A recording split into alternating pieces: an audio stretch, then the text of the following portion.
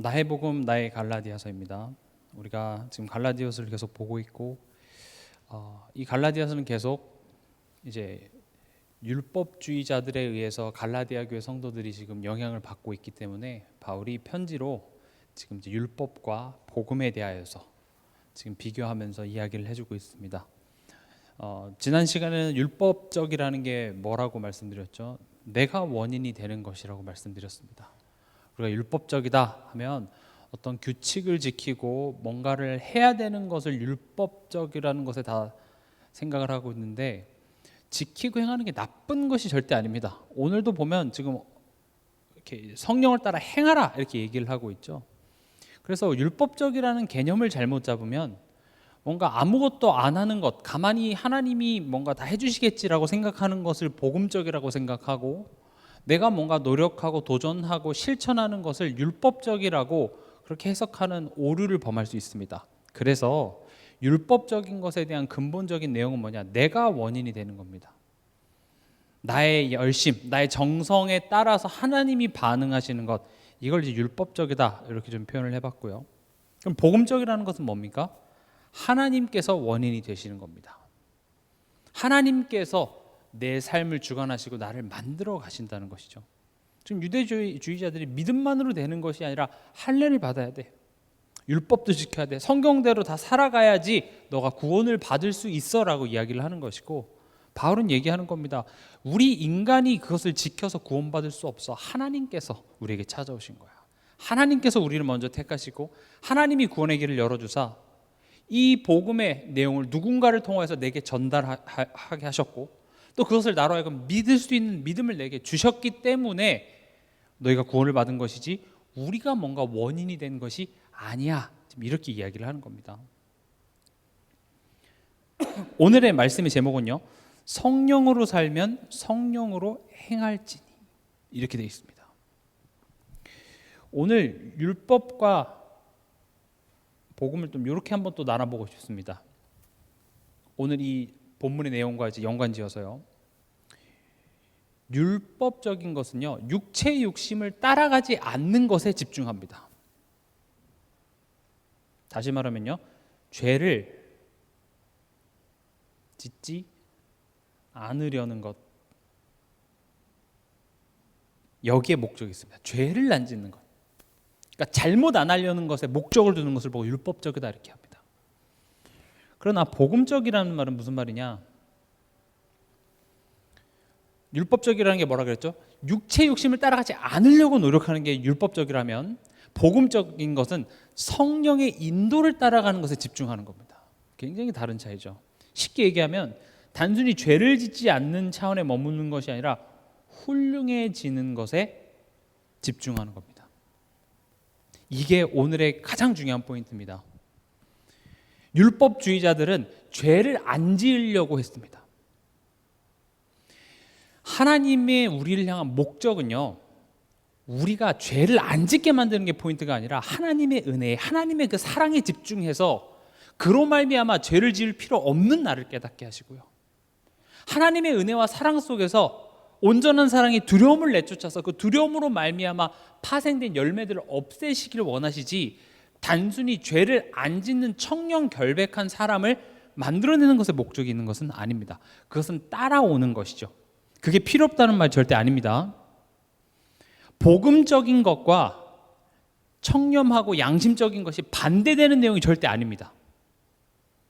이게 되게 중요한 내용입니다. 우리가 전 교단에 있을 때 이런 식으로 많이 표현해서 저는 그 표현이 좀 별로다라고 많이 생각했는데, 양심적이지 마시고 복음적인 사람이 되십시오 라는 말이요, 왜 그런 이야기를 하는지는 알겠어요. 근데 사실은 틀린 말이기도 합니다. 그 말은 어떤 오해를 불러일으킬 수 있냐? 그럼 복음적인 건 비양심적인 겁니까? 그건 아니거든요. 물론 복음 없이 내가 죄를 안 짓고 깨끗하게 살려고 노력하는 것으로 구원을 얻을 수 없다는 말에 집중을 하기 위해서 좀 그렇게 극단적인 표현을 썼으나 사실은 틀린 비교입니다. 양심적이지 말고 복음적이세요. 그럼 우리 생각에는 그래, 비양심적인 것이 복음적인 것이구나라고 착각할 수 있거든요. 근데 복음적이라는 말은요, 우리가 결국 양심적인 사람이 되어가는 것도 포함하고 있습니다. 무슨 말인지 이해가 되시죠?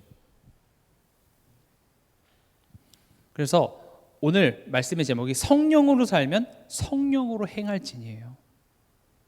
포도나무를 심었으면 거기에 포도 열매가 맺힐지니,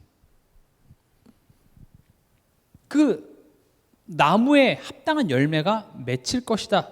만약에 열매가 맺히지 않는다면 다시 그 원뿌리로 돌아가서 그것을 점검해 봐라. 지금 그 이야기를 하는 겁니다. 당연한 이야기고, 다시 말씀드립니다. 우리가 완벽해져야 된다, 흠이 하나도 없어야 된다, 그런 말이 아닙니다. 온전해지라는 겁니다. 그리고 매일매일 내가 십자가 앞에서 하나님이 누구신지, 내가 받은 은혜가 무엇인지, 내가 받은 사랑이 무엇인지, 또 내가 누구인지를 매번 확인하면서, 그래, 예수와 함께 나는 십자가에, 나의 옛사람이 십자가에 죽은 것이구나. 이따 뒤에서 설명드리겠지만, 십자가에 내가 옛사람이 못 박혀 죽었다는 말은 무슨 말을 의미하냐, 더 이상 나는 죄의 종노릇 할 필요 없는 신분이구나 라는 것을 깨닫는 겁니다. 죽었어, 끝났어 하고 다시 죄의 종노릇 한다라는 것은 말로는 죽었다라고 이야기는 하지만 실제로 그것을 믿지 않는 것입니다. 염려와 걱정을 하면서도, 그래 맞아, 내가 왜 또 하나님 못 믿는 그 죄의 종노릇 하는 것으로 돌아가지 하면서 내 생각이 바뀌는 것이 진짜 믿는 것에 대한 열매라고요. 그런데 왜 그런 열매가 안 일어나죠? 잘 못 믿어서 그래요. 그래서 그런 부분들이 드러나고, 나로 하여금 온전히 믿지 못하는 부분들이 치유되어지는 과정들을 통하여서 그 이제 변화해 가는 것, 이게 우리의 신앙생활입니다. 오늘 본문을 16절에서 26절이나 읽었는데, 여러분들이 집에서 한번 또 깊게 한번 묵상해 보시라고 오늘 본문을 한번 좀 정리를 해보겠습니다. 오늘 읽었던 16절에서 18절은 뭐에 대해서 얘기하고 있냐? 성령을 따라 행하라. 그럼 16절 18절에서 말하고자 하는 내용이, 성령을 따라 행하면 그럼 육체 욕심을 따라 행하지 않게 될 거야, 이렇게 얘기합니다. 앞서 설명드렸던 것처럼 율법주의자들은 잘못을 안 하는 것에 집중을 했습니다. 근데 사도 바울이 지금 얘기하는 거예요. 성령을 따라 행하면 너가 생각지도 못한 잘못을 저지르는 것도 사실 더 많아. 근데 성령을 따라 행하면 너는 육체 욕심을 자동적으로 따라가지 않게 될 거야, 이렇게 얘기를 하는 것입니다. 쉽게 얘기를 해볼게요. 제가 어렸을 때 저희 부모님이 동네 오락실 이런 데를 못 가게 하셨어요. 몰래 오락실 갔다 오고, 또 그러다가 이제 PC방 같은 게 생겨서, 아이 몸에서 담배 냄새가 나는 건 되게 이상한 거잖아요. 지금은 이제 실내 금연이지만 PC방 그때는 이제 가면은 완전 너구리 소굴이었거든요. 한번 갔다 오면 몸에 막 담배 냄새가 찌들어나요. 그러니까 애가 담배를 폈을 리는 없고, 확 들어오자마자 담배 냄새가 나니까 너 어디 갔다 왔어? 눈도 시뻘게 져가지고 누가 봐도 이거 PC방 갔다 왔는데, 오락실 갔다 왔는데 안 갔다 왔다고 거짓말한 거죠. 너 담배 냄새 나는데, 제가 무슨 거짓말을 했는 줄 아세요? 아니 저기 쓰레기 태우는데 거기 옆에서 구경하느라 연기 냄새가 내 몸을 배서 그래. 말도 안 되는 거짓말이죠. 그랬습니다. 왜 오락실에 못 가게 했을까요? 왜 PC방에 못 가게 했을까요? 오락실에 가면은요, 안 좋은 형들이 그때 많았습니다. 돈 뺏고. 저도 한 번은 오락실에서 이제 이렇게 오락을 어렸을 때 하는데, 제가 오락기가 이렇게 여기가 있고 반대쪽에 있잖아요. 그래서 둘이 이렇게 대결하는 게임인데 제가 이긴 거예요. 그러니까 그 형이 이제 오락기 너머로 저렇게 쳐다보더니 막 욕을 해요. 그리고 했는데 제가 눈치 없이 또 이겼네요. 한 두 판 이기니까 너 화장실로 따라와. 그래서 저만 오락실에 간 게 아니라 제 친구들이랑 다 같이 갔거든요. 그래서 그 형이 두 명이 화장실로 불렀는데 제 친구들 한 8명 정도 있었거든요. 그래서 화장실에 들어갔는데 좁은 거예요. 10명이 그 좁은 화장실에 다 들어가니까 이 형들이 야 나가 해서 그냥 야 너네 가 그냥 그랬던 경험이 있었는데, 지금 율법주의자는 마치 뭐가 같냐면 오락실에 가서 그런 나쁜 형들과 안 마주치려고 노력하는 것과 똑같습니다. 근데 지금 바울이 얘기하는 건 뭐냐, 그 시간에 너가 있어야 될 학교를 가. 그럼 그냥 마주칠 일이 없어. 그 얘기를 하는 겁니다. 잘못을 안 하려고 노력하지 말고 훌륭한 자리에 가 있으면 돼. 저번 주에도 말씀드렸죠. 내가 있어야 될 자리에 지금 있는지 확인해 보라고 말씀드렸잖아요. 자꾸 나에게 어떤 소리를 들려주고 날 힘들게 하는 그런 사람들이 자꾸 만나진다면 지금 나는 내가 있어야 될 자리에 있나? 내가 지금 해야 될 일을 제대로 하고 있는지 없는지 한번 보시라고요. 염려와 갈등과 어떤 생각에 사로잡혀 있고 불신앙과 여러 가지 그 복잡한 마음들이 많이 있을 때 환경 탓 누구 탓만 할 게 아니라 지금 이 시간 내가 있어야 될 자리에 있는지 한번 확인해 보시라고요. 수요일 7시 반 지금 이 시간 힘들게 일하고 계시는 분도 있고요. 또 몸이 불편해서 계시는 분도 있겠지만 지금 이 시간 그냥 TV 앞에, 컴퓨터 앞에, 뭐 핸드폰 앞에서 그냥 저녁 먹고 누워 계시는 분도 있을 수 있어요.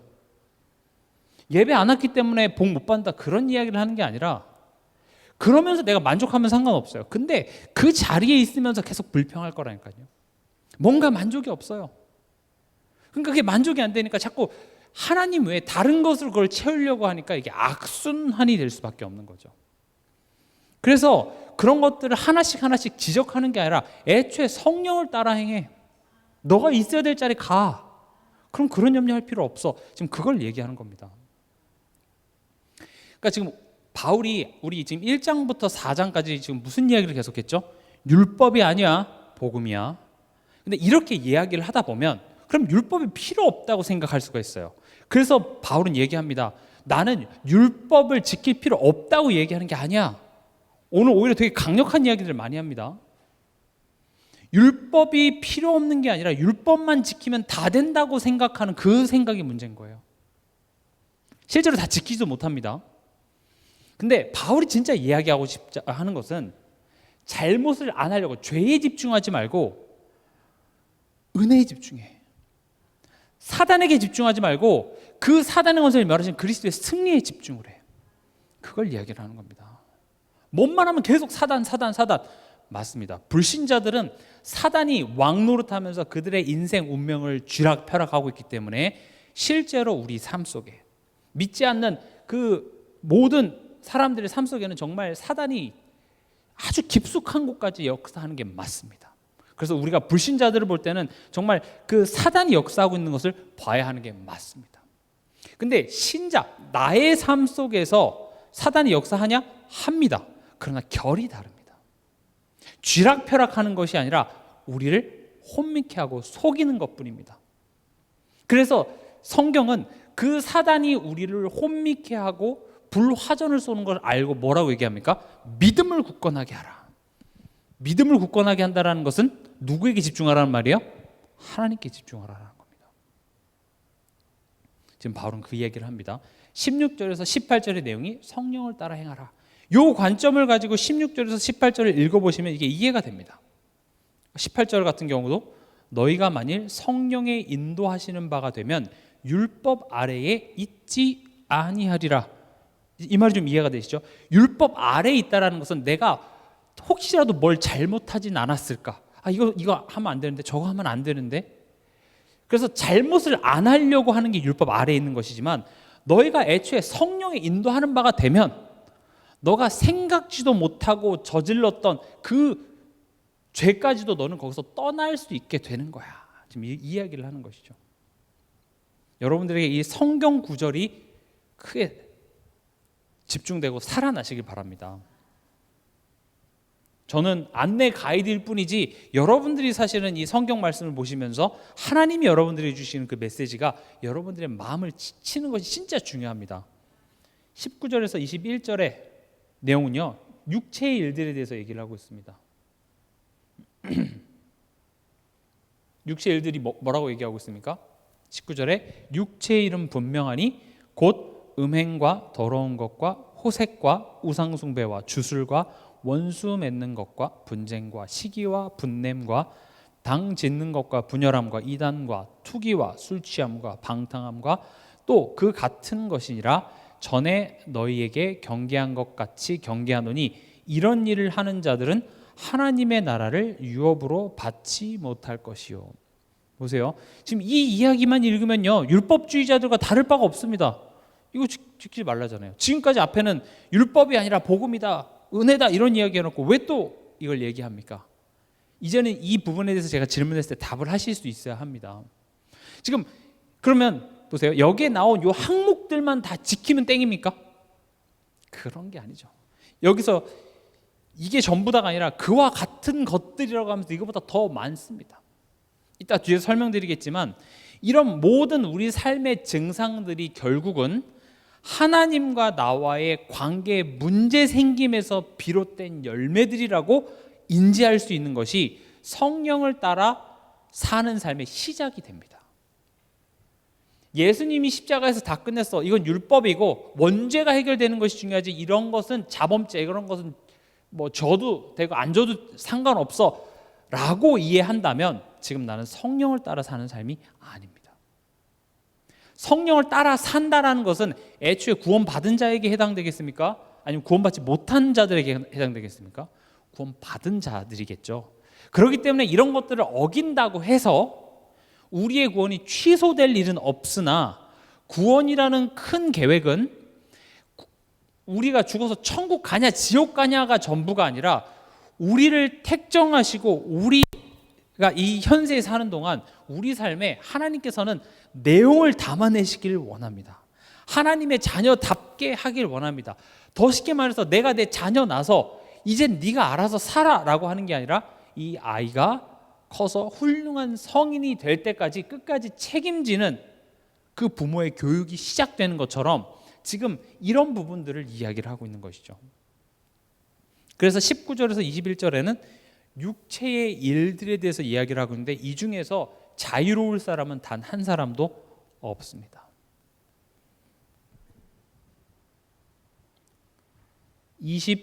22절에서 23절은 뭐에 대해서 나오냐? 성령의 열매에 대해서 나옵니다. 왜냐하면 이 두 개를 지금 비교하고 있기 때문에 그렇습니다. 22절을 보면 오직 성령의 열매는 사랑과 희락과 화평과 오래 참음과 자비와 양성과 충성과 온유와 절제니 이 같은 것을 금지할 법이 없느니라. 지금 여기 두 가지만 봐도 육체의 일들은 누가 주관이 됩니까? 내가 그런 것들을 절제해야 되는 것이죠. 근데 성령의 열매는 이름부터도 누가 원인이 되는 거예요? 성령의 열매입니다. 성령께서 내 삶 속에 맺으시는 열매라는 겁니다. 보세요. 우리가 지금 이 단어들을 많이 나열했는데 이 단어들을 한번 볼게요. 사랑 뭡니까? 사랑. 예수님께서 우리에게 보여주신 그 사랑. 우리 섬기는 것이죠. 조건 없는 섬김. 그러니까 우리 삶 속에 사랑이라는 열매가 있다라는 것은 내가 누군가를 섬기는 거예요. 교회 안에서 내가 누군가를 위해서 헌신하고 봉사하고. 희락 뭡니까? 어떤 환경과 상황을 뛰어넘는 기쁨인 겁니다. 문제가 생겼는데 아픔이 있는데 어려움이 생겼지만 그 속에서 하나님을 체험하고 하나님이 주시는 그 뜻이 발견돼서 그 안에서 내 안에 넘쳐나는 그 기쁨. 화평은 뭡니까? 내 마음의 평안이 먼저겠죠. 그리고 가정 또는 교회 이 공동체 안에서의 화해, 평화 이런 것을 이야기합니다. 또 뭐가 있습니까? 오래 참음이 있습니다. 내가 참는 게 아니라 성령의 열매가 여러분들로 하여금 견디게 한답니다. 또 뭐가 있습니까? 자비와 양선입니다. 다른 사람을 살리는 것들이 나와요. 내게 저 사람이 잘못해도 그것을 내가 복수로 갚는 것이 아니라 내가 그 사람을 위해서 기도해주고 내가 그 사람을 위해 조금 더 걸어주고 더 들어주고 때론 그 사람이 불평과 원망을 해도 내가 그것을 같이 들어주면서 같이 공감하고 위로해 줄 수 있는 어떤 그런 마음들이 그런 마음을 가지라는 게 아닙니다. 성령을 따라가다 보면 그런 실력이 나에게 생긴다고 이야기를 하고 있습니다. 또 뭐가 있습니까? 충성입니다. 충성이라는 건 뭐죠? 내게 맡겨진 자리를 지키는 겁니다. 엄마는 엄마의 자리를 지키는 것이고 교회에서 집사면 집사답게 권사면 권사답게 장로면 장로답게 내가 그 자리를 지키는 것입니다. 내 마음에 안 들어도 누가 나한테 이렇게 했다고 나 안 해 하고 도망가는 것은 아니죠. 자녀가 말 안 듣는다고 나 이제 너 엄마 노릇 안 해 하고 집 나가는 것은 정말 철없는 부모가 되듯이 충성 이것은 사람의 노력으로 된다는 말이 아니죠. 성령의 열매입니다. 또 온유 내가 낮아지고 또 누구를 용서할 수 있는 그런 마음들이 온유고요. 또 뭐가 있습니까? 절제입니다. 자기 욕망을 다스릴 수 있는 힘들이 생긴다는 것입니다.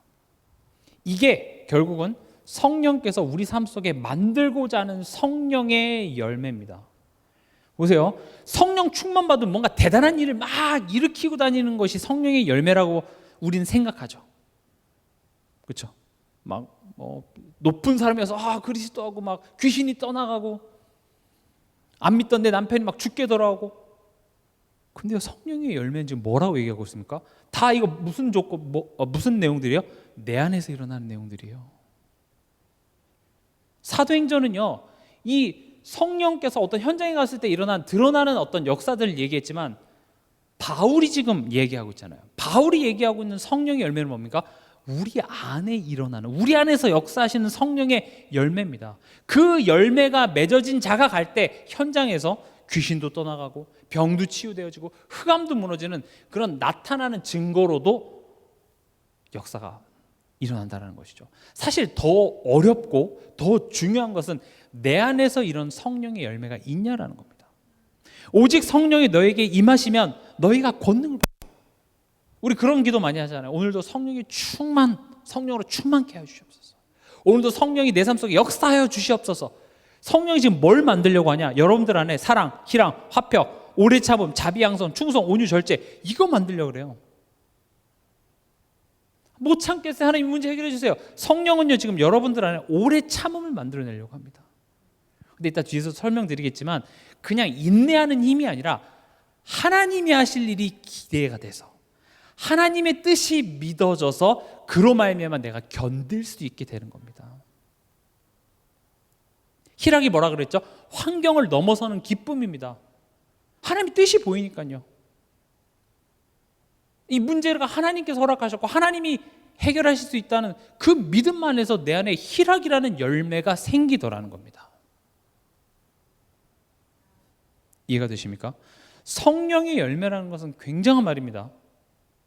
성령이 역사하셔서 만들고자 하는 것을 보고 성령의 열매라고 하고, 우리는 지금까지 성령의 역사하면 뭔가 대단한 일들, 내가 힘들어하고 나를 피곤하게 했던 것들이 사라져지는 것, 경제 문제 해결되고 건강 문제 해결되어지고 해가 멈추고 홍해가 갈라지고 귀신이 떠나고, 이런 어떤 나 빼고 내 주변의 것들을, 날 힘들게 하는 모든 것들을 바꿔주는 것이 성령의 역사라고 생각했죠. 그러나 성령의 열매는 뭐라고 얘기하고 있어요? 지금 다 내 내면의 것들이에요. 나를 바꾸시는 겁니다. 그러면서 24절부터 26절에 뭐라고 얘기하고 있냐? 그리스도 예수의 사람들은 육체를 십자가에 못 박았기 때문에 성령으로 살고 성령으로 행해야 된다. 이렇게 됩니다. 우리를 그리스도 예수의 사람이라고 지칭하고 있습니다. 여러분들 오늘 꼭 집에 가셔서 이 부분을 깊게 묵상해 보시면 좋겠습니다. 우리가 지금까지 성경을 이렇게 토막 읽었기 때문에 내 입맛에 맞는 것만 계속 들었을 수 있어요. 그러나 바울은 이 갈라디아서를 이 갈라디아 교인들을 향한 어떤 하나의 메시지로서 보냈기 때문에 율법주의자들이 율법으로 물들인 그들의 마음을 은혜로 설득하고, 이제 은혜 입은 자이기 때문에 잘못을 하는 정도가 아니라 너네는 더 훌륭해져야 된다. 단순히 오락실 안 갔어요, 학교 안 빠졌어요가 아니라 너는 학교에 가서 공부를 더 잘해야 된다. 오락실에서 나쁜 형들을 안 만나기 위해서 노력하는 게 아니라 그 자리에 애초에 가지 않으면 그런 일이 없어. 이해가 되십니까? 바울이 이 갈라디아서, 그래서 우리가 이 성경을 전체를 이렇게 쭉 보는 것이 얼마나 유익한지 모르겠습니다. 저는 보면서 참 많이 깨달았어요. 지금까지 내가 되게 단편적이고 되게 한쪽으로만 되게 치우쳐진 그런 성경을 봤구나. 지금 제가 요한복음부터 시작해서 요한복음, 또 사도행전, 창세기, 에베소서, 지금 여기서는 갈라디아서 하고 있고, 금요일날은 마가복음 하고 있고, 벌써 성경 6권째예요. 또 새벽기도 때는 그걸 계속 또 반복해서 또 더 세분화해서 하고 있죠. 전체의 것들이 보이니까요, 성경이 뭘 얘기하고 있는지 종합적으로 보여져요. 저도 모태신앙입니다. 어렸을 때부터 웬만한 사람 못지않게 메시지 많이 들었고 설교 많이 들었습니다. 훈련도 많이 받았고요.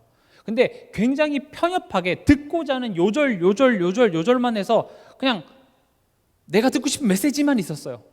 근데 성경은요, 굉장히 그것만 이야기하는 것이 아니라 굉장히 균형적으로 다 이야기를 하고 있습니다. 그래서 우리가 성경 전체를 쭉 읽어가면서 성경이 원래 우리에게 하고자 하는 이야기를 들었을 때 우리의 신앙생활은 참 건강해집니다. 그렇게 건강해질 때 그 모습은요, 불신자들, 안 믿는 내 주변 사람들이 봐도 이상하지 않습니다. 건강하게 되는 겁니다. 그러면요, 우리 이제 질문이 생기죠.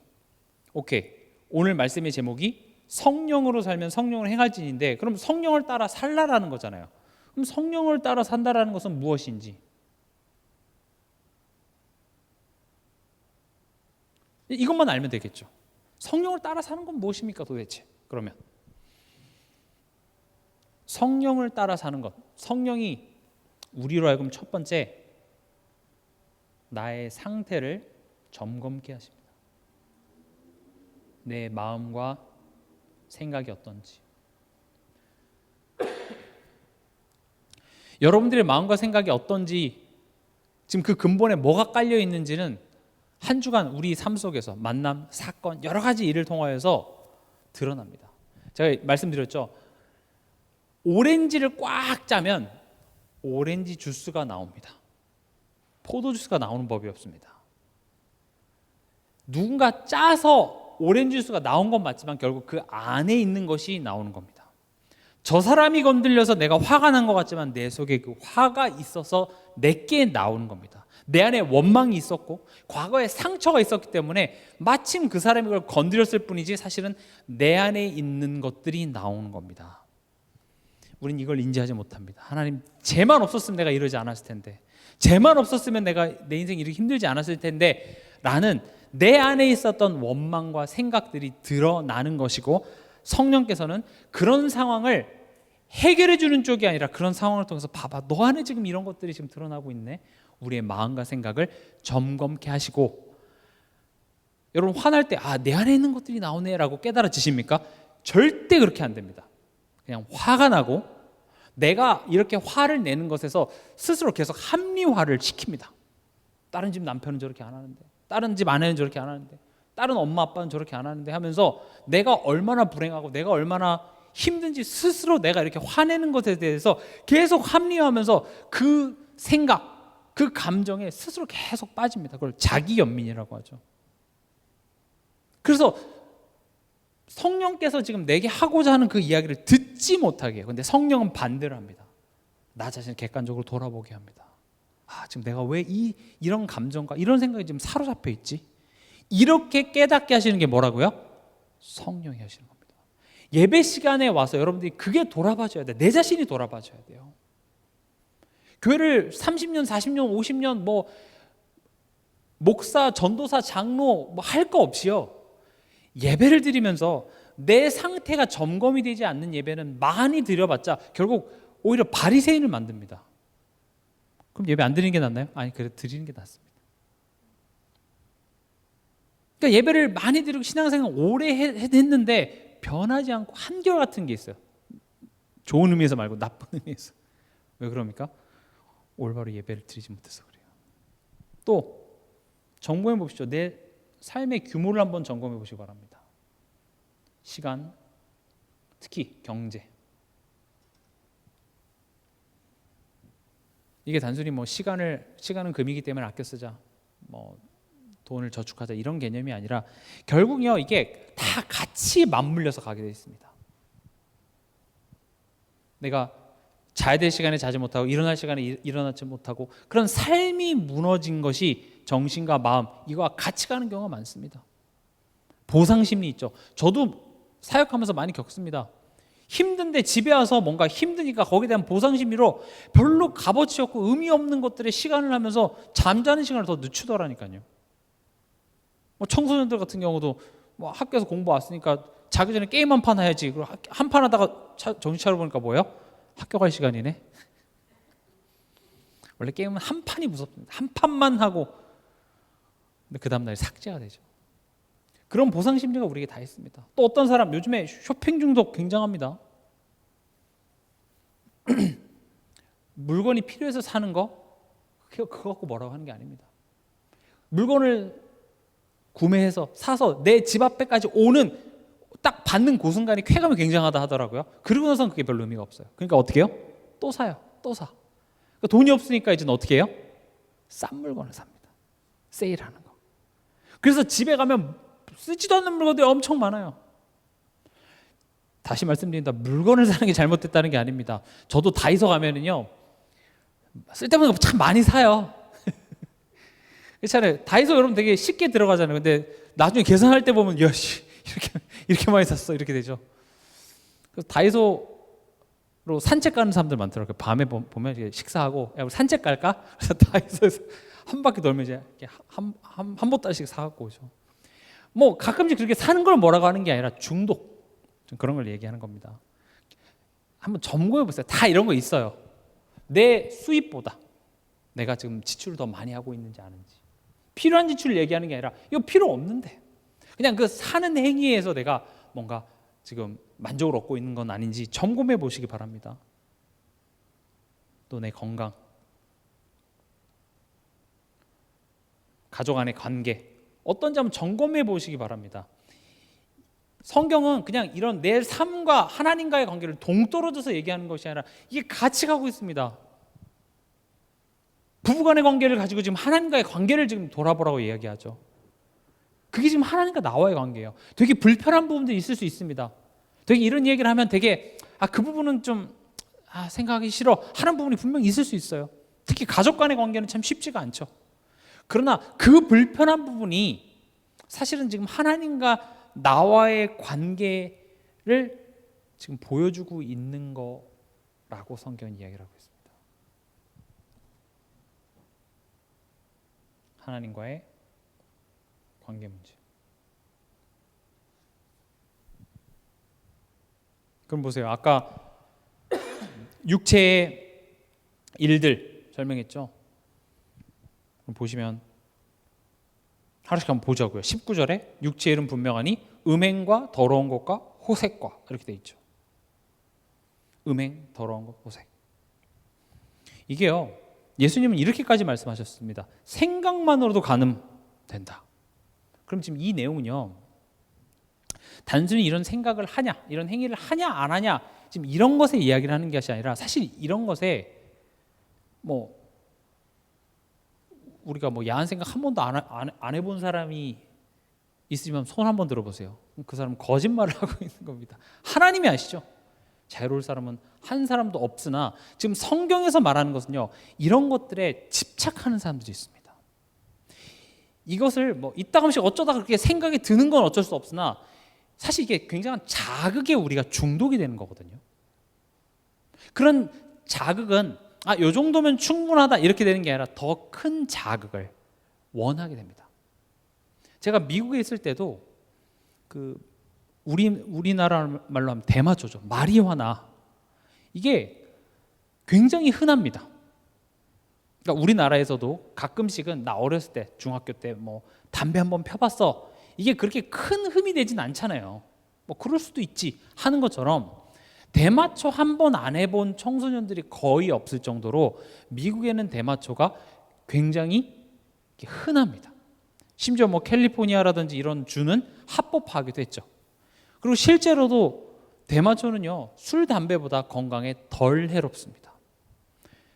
그래서 대마초는 해도 된다라고 얘기하는 게 절대 아니라 문제는 어디에 있냐면 그 대마초를 피고 거기에서 만족하면 상관없겠는데 그게 끝이 아니에요.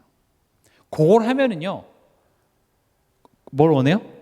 요거보다 이제 조금 더한 게 필요하죠. 왜냐하면 좋은 것도 계속 하다 보면 그 일상이 되면 요 정도 만족이 됩니까? 아니죠. 뭐 조선시대 때 오신 분이 지금 현재 보면 세탁기만 봐도 눈 돌아가죠. 근데 여러분 이렇게 뭐 예전에 통돌이 세탁기 쓰다가 이제 드럼 세탁기 나오고 하면 여러분 통돌이 세탁기에 만족하십니까? 가전만 봐도 어때요? 더 좋은 거, 편한 거 우리 자꾸 원하게 되는 것처럼 그 대마초 같은 경우도 그 주는 자극이 계속 받다 보면 이게 충분하지가 않아요. 그래서 마약이 어떻게 보면 시작점이 되기 때문에 애초에 시작도 하지 말라. 그래서 마리아다 하지 말라고 얘기하는 겁니다. 마찬가지로 지금 음행, 더러운 것, 호색 이런 것들이 사실은 그 행동 몇 번 했냐? 지금 그거를 그런 차원에서 얘기하는 게 아니라 우리가 지금 이런 현실에 대한 어떤 두려움, 불만족, 허무함 이런 것들로부터 도피하기 위해서 그런 자극에 자꾸 집착하다 보니 그게 뭐가 되는 거예요? 중독이 되는 겁니다. 그리고 이게 내 몸에, 내 정신 건강에, 내 육신적으로도 해롭다라는 것을 알면서도 내가 그걸 끊을 수 없는 지경에 이르게 됩니다. 그러니까 뭐 이혼 부부라든지 그런 프로그램들을 보면 이렇게 바람을 피는 남편 또는 아내들이 많죠. 처음부터 결혼하자마자 바람을 피는 것은 애초에 정신 문제고, 대부분은 그 관계에서의 어떤 그런 불만족들을 내가 대화로 풀고 어떻게 하면 우리 서로 이런 걸 노력해서 풀어볼까가 되는, 그렇게 하지 않고 대화가 안 돼. 그래서 회피하려고 다른 것으로 만족을 찾으면서 그게 대부분 시작이 되잖아요. 저는 제가 경험해서 아는 게 아니라 그런 프로그램들을 제가 일부러 봅니다. 왜냐, 저는 해보진 않았기 때문에 이제 그런 것들을 통해서 아, 그렇겠구나 보는 것처럼, 결국 지금 이런 부분들이 봐, 너는 지금 하나님의 자녀고 너의 삶 속에서 일어나는 문제와 갈등이 왜 일어나는지 그게 해석이 안 되기 때문에 그걸 회피하려고만 하기 때문에 지금 이런 걸 하는 것이고, 불신자들은 하나님 없이 살아가는 자들은 그럴 수밖에 없지만 너는 그럴 필요 없잖아. 이번 주 1부 때도 말씀드렸죠. 하나님께서 이스라엘을 포로되게 하셨습니다. 하나님이 지금 뭔가 목적을 가지고 포로되게 하셨는데 그런 하나님의 뜻을 내가 인지하지 못하니까 그 현실로부터 도피하기 위해서 다니엘이 방에서 매일 밤 소주를 5병씩 마시매, 이렇게 되면 성경이 되지 않는다고요. 다니엘 친구들이 매일 밤 그 현실을 한탄하며 막걸리에 파전을 먹으매, 이런 말이 없습니다. 뜻을 정했다 그랬습니다. 아, 하나님이 왜 우리를 포로되게 하셨는지를 아는 것이죠. 지금 그런 차원에서 이야기를 하는 겁니다. 또 볼게요. 20절에 우상 숭배와 주술. 제가 자주 언급드려서 여러분들 아시겠지만 우상 숭배 안 하는 사람 이 자리에 없습니다. 우리 다 하나님보다 더 의지하는 것들이 굉장히 많고, 그런 것들을 우린 이번 한 주간 동안도 열심히 숭배하면서 살아왔고, 하나님의 간섭으로 그게 내게 도움이 안 된다라는 것을 우린 많이 알았습니다. 그래서 우린 힘들었던 것이고, 그래서 우리는 이게 도움이 되는 게 아니구나, 하나님 바라봐야지, 그래서 온 겁니다. 그러니까 사실은 우리는 힘들었지만 그게 우리를 진정한 축복으로 이끌었기 때문에 우리는 축복받은 사람입니다. 자본주의에서의 최고의 우상은 돈일 수밖에 없습니다. 돈이 필요 없다는 것이 아닙니다. 그러나 우리에게 있어서 하나님보다 돈을 더 의지하는 것이 우리 모두에게 있습니다. 그래서 하나님은 내게 돈을 쏟아부으시지 않으시고, 내가 하나님보다 돈을 더 의지하는 나의 그 체질들을 막으셔서 우리를 하나님을 바라보게 하시고, 맞아, 난 하나님의 은혜로 살아가지, 이걸 고백할 때 하나님께서는 경제적인 축복을 부어주시겠다고 얘기합니다. 이게 성경이 말하고 있는 하나님만의 숨겨진 경제의 원리입니다.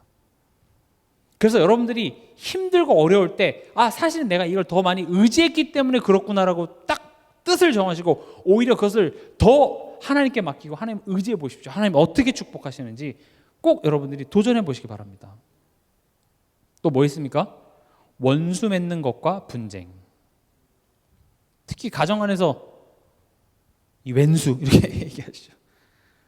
또 시기, 분냄, 당짓는 것, 분열, 이단. 공동체 안에서 이런 일이 참 많이 일어납니다. 이번 주 강단 말씀도 이런 지체의 축복을 누리지 못하는 것은요, 사실은 내가 성령을 따라 사는 삶을 살지 못했기 때문에 그렇습니다.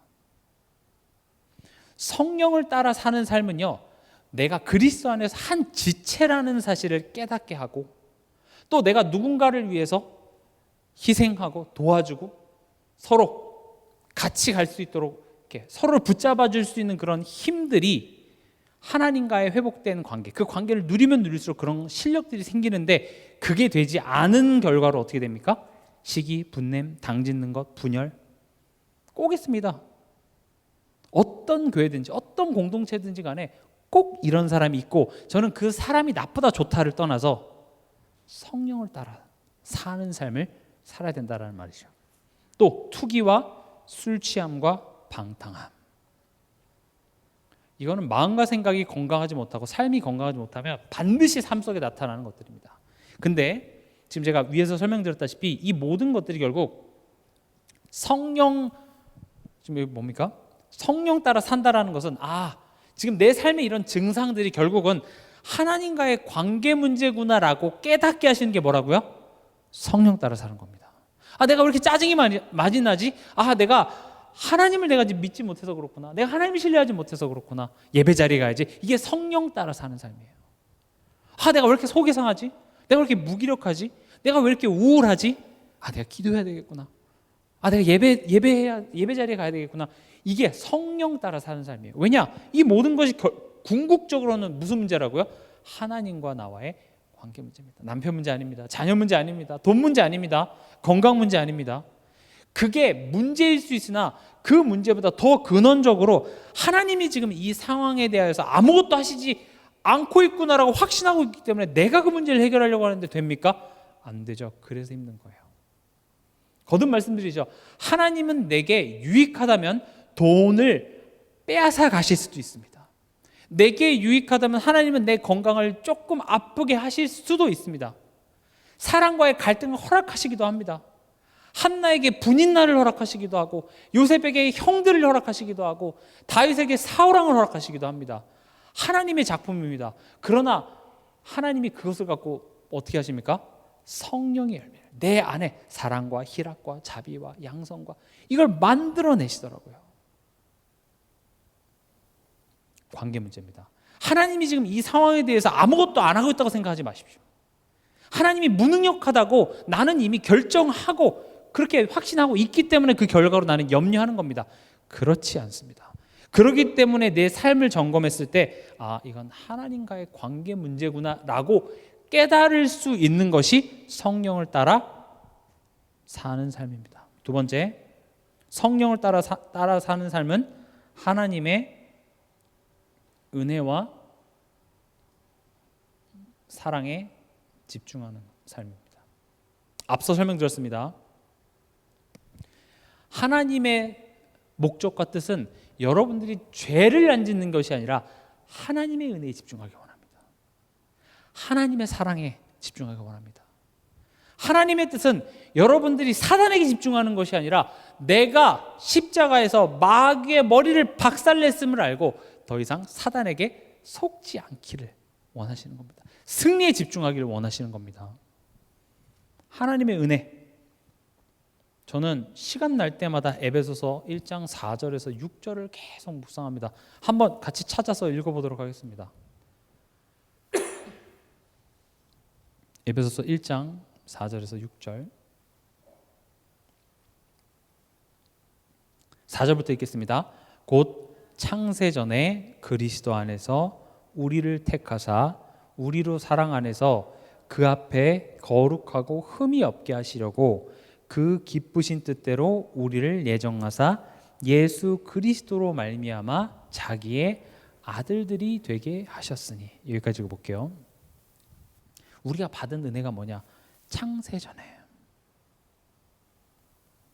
하나님이요, 내가 하나님을 알기 전에 하나님이 먼저 나를 아시고 너 하는 거 봐서가 아니라 하나님이 먼저 우리를 예정하셨답니다.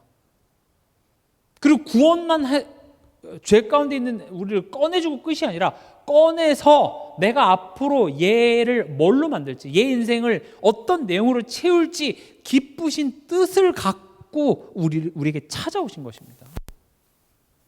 마치 부모가 아이를 낳기 전에 이 아이가 누울 침대와 이불 이런 걸 다 준비해 놓고 아이가 뱃속에 있는 동안 그 아이를 향한 미래도 그리고 이름도 짓고 얘가 딸인지 아들인지 보면 뭐하고 미래를 꿈꾸면서 이 아이를 출산할 준비를 하듯이 하나님께서는 우리를 그냥 구원해 놓고 이제 네 하는 거 봐갖고 내가 움직이기가 아니라 하나님은 애초에 우리를 향한 기쁘신 뜻을 가지고 우리에게 찾아오셨답니다.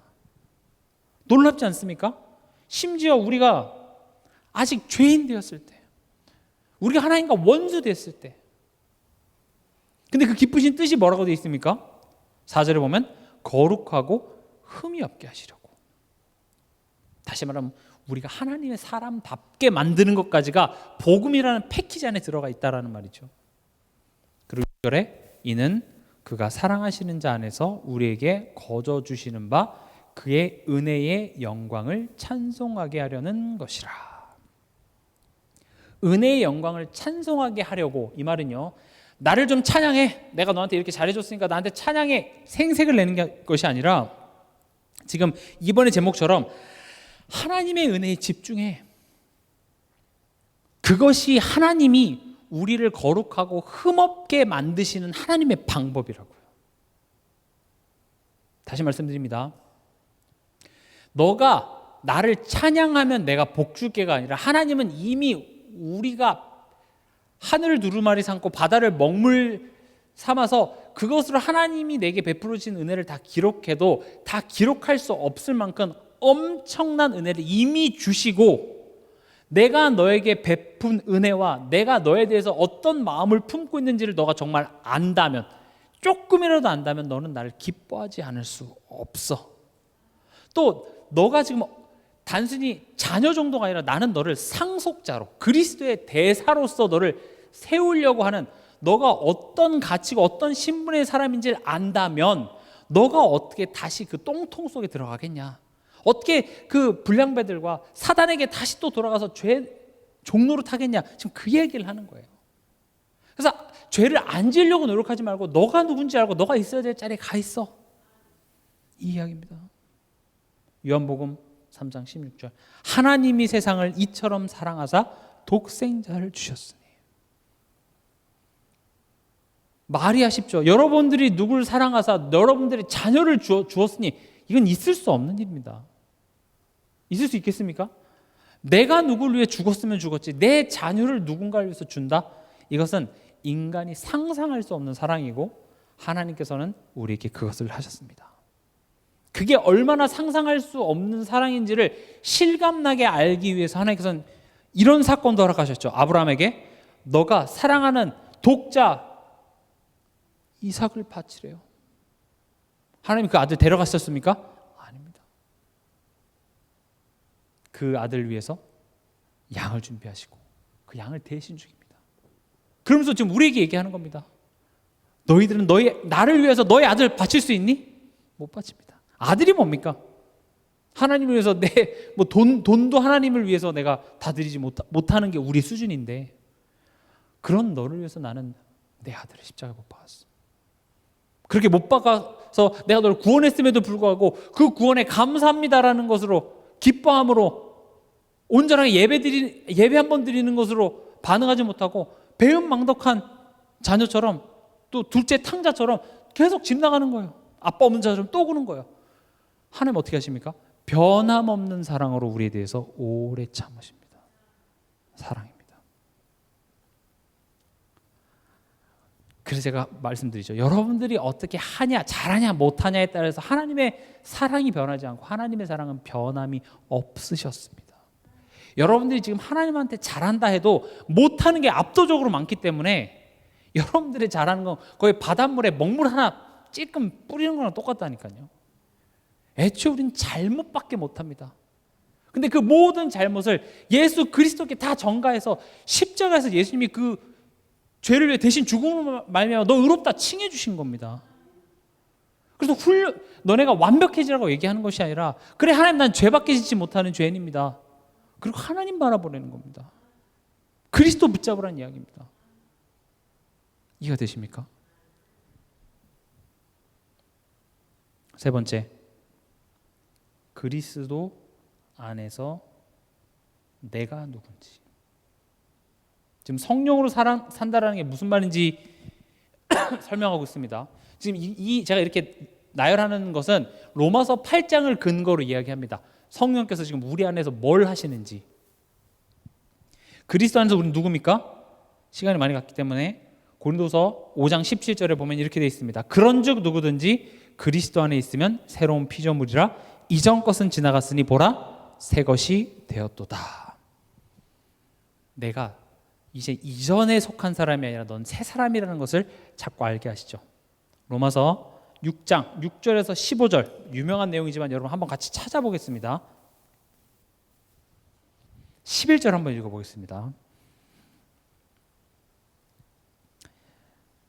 11절에 이와 같이 너희도 너희 자신을 죄에 대하여는 죽은 자요 그리스도 예수 안에서 하나님께 대하여는 살아있는 자로 여길지어다. 우리는 여기까지 알고 있죠. 지금 오늘 읽었던 본문에도 그리스도의 사람들은 예수와 함께 우리의 육신을 십자가에 못 박았다라고 이야기를 하고 있습니다. 그럼 그 못 박았다라는 것이 무슨 말인지, 그리고 그것을 그냥 말로만 외쳐서 되는 게 아니라 그게 무슨 의미인지가 12절에 나와 있습니다. 12절 읽어보겠습니다. 그러므로 너희는 죄가 너희 죽을 몸을 지배하지 못하게 하여 몸의 사욕에 순종하지 말고, 13절입니다. 너희 지체를 불의의 무기로 죄에게 내주지 말고 오직 너희 자신을 죽은 자 가운데서 다시 살아난 자 같이 하나님께 드리며 너희 지체를 의의 무기로 하나님께 드리라. 보세요. 나의 옛사람은 예수와 함께 십자가에 못 박혔다라고 소리만 지르는 게 아니라 그것은 뭘 의미하냐? 그래, 나는 이제 내 몸이 죄가 내 몸을 지배하지 못하게 하는 것입니다. 죄가 뭐라 그랬죠? 죄가 지금 아까 그 육신의 일을 안 하는 게 죄라고 얘기했습니까? 물론 그건 죄의 열매입니다. 죄는 뭐라고요? 하나님을 믿지 못하는 겁니다. 하나님을 신뢰하지 못하는 겁니다. 내가 하나님의 자리에 있는 겁니다. 내가 하나님보다 더 높은 자리에서 내가 하나님 노릇하는 겁니다. 하나님을 거짓말쟁이로 만드는 겁니다. 즉 모두 싸잡아서 하나님과의 관계 문제가 결국 죄고, 그것이 나를 사로잡는 것, 쉽게 얘기해서 염려되죠? 걱정하시죠? 대단한 어떤 그 금욕주의 생활을 하려고 하지 말고 실제적으로 우리 삶 속에서 순간순간 들어오는 그런 감정과 생각과 원망, 이런 것들입니다. 하지 말라는 거예요. 그럼 어떻게 안 합니까? 14절에 죄가 너희를 주장하지 못하리니 이는 너희가 법 아래 있지 아니하고 은혜 아래에 있음이라. 이거를 기억하는 겁니다. 나는 보세요. 이거를 절대 염려를 한 번도 하면 안 된다가 아니라 염려를 했을 때 그냥 저 사람 때문이 아니라 이건 하나님과의 관계 문제구나. 지금 내 안에 내가 또 그럴 필요 없는데 내가 또 죄의 종노릇을 하고 있네. 내가 이 죄에게 내 몸을 지금 내어주고 있네. 아니지. 나는 더 이상 죄 아래 있는 자가 아니구나. 이것을 깨닫고 다시 믿음에 도전을 하는 겁니다. 하나님 힘주세요. 내가 또 염려하고 있었네요. 그렇게 내 자신이 점검되어지고, 점검되어진 자는 어디 앞으로 나가게 되어 있습니까? 십자가 앞으로, 보좌 앞으로, 하나님의 도우심 앞으로, 그 은혜 앞으로, 성령의 능력 앞으로 나아가게 되어 있습니다. 그게 뭡니까? 영적 예배. 이거 없는 신앙생활은요 그냥 무늬만 신앙생활입니다. 말만 잘합니다. 삶과 믿음이 분리되게 되어 있습니다. 말은 번지르기 잘하고 전도도 막 많이 하는데 그 사람의 삶을 다 뒤져보면 엉망입니다. 물론 완벽한 삶을 살아라는 것이 아니라 그런 연약한 나기 때문에 더욱더 나는 하나님의 도우심에 의지하고, 연약한 나기 때문에 더욱더 그 성령의 능력을 의지하는 그런 삶으로 점점 더 변하게 되어 있다는 것이죠. 로마서 12장 1장 1절에서 3절.